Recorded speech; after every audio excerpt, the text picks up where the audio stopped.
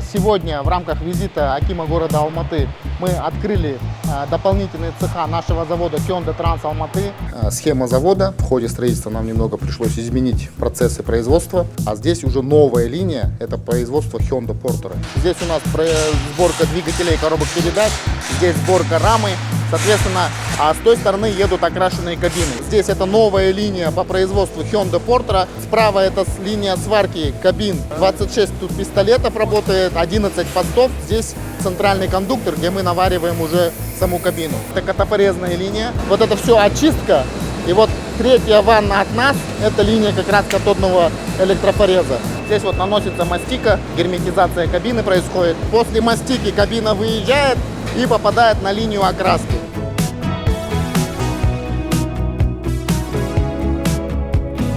Это уже линия сборки автобусов, она очень длинная, собирается интерьер, собирается экстерьер. Здесь уже происходит сварка автобусов. Слева это вот две камеры окраски автобусов. Делается обесшумка. Некоторые части кузова мы используем казахстанский металл. Вот эта первая машина, это Hyundai электрический. Мы осваиваем производство его тоже.